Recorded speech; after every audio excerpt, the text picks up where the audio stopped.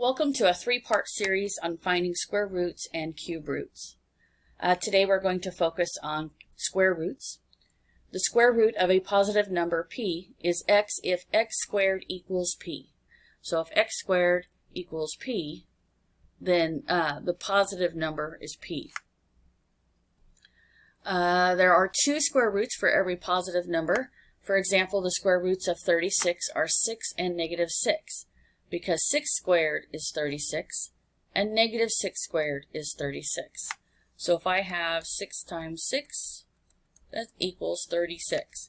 If I have negative 6 times negative 6, that also equals a positive 36. So the square root of 36 can be equal to 6 and negative 6.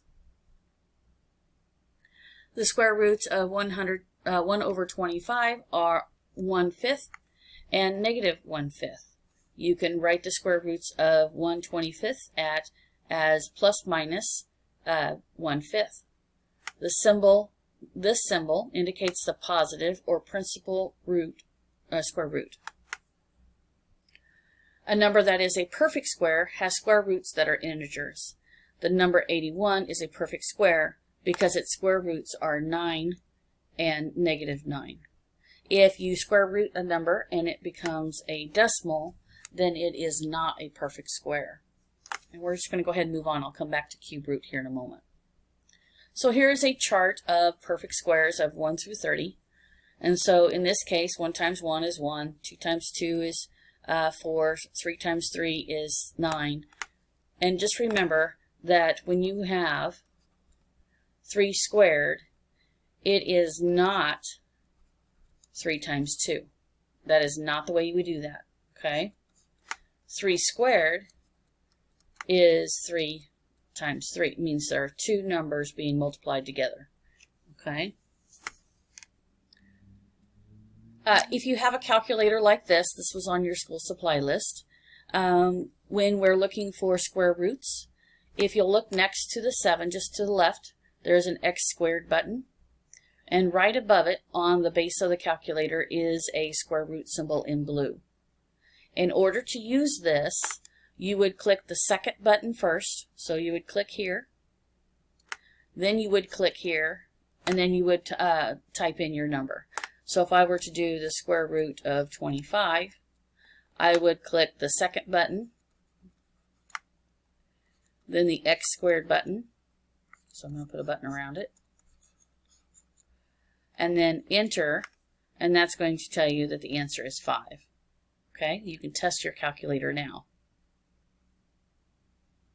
Okay, now that you've had a chance to check your calculator, we'll go ahead and move on and learn how we can solve these.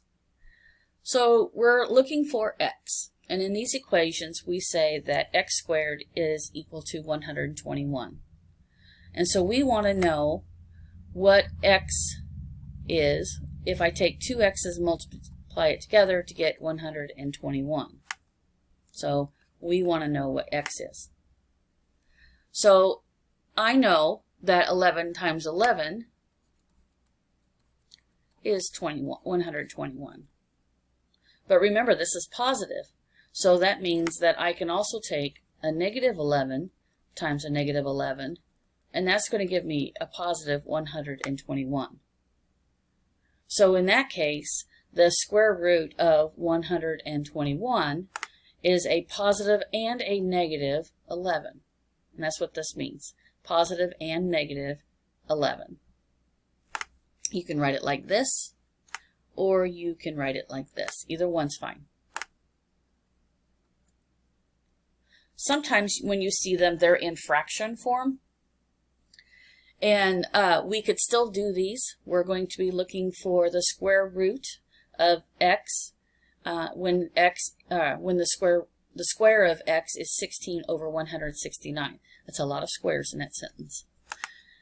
So when I'm looking for x, I'm looking for the positive and negative, so both integer answers, of the square root of 16 over 169. This is the same as saying the square root of 16 over the square root of 169.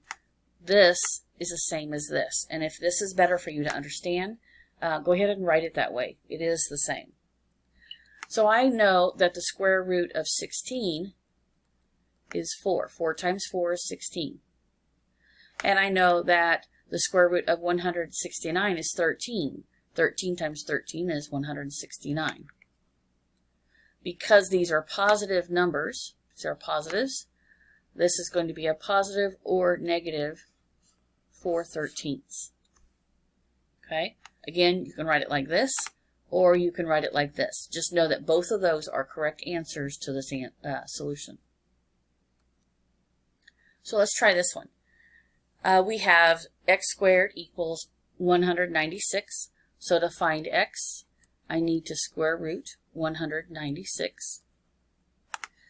And if you need to, you can go back and look at the chart, or you can use your calculator. But 196 is right here. 196. And so we know that it's going to be a positive or a negative 14. Okay. On this one we have x squared equals 9,256. They want to know what x is. So we're going to find the positive and negative solutions to the square root of 9 and 256.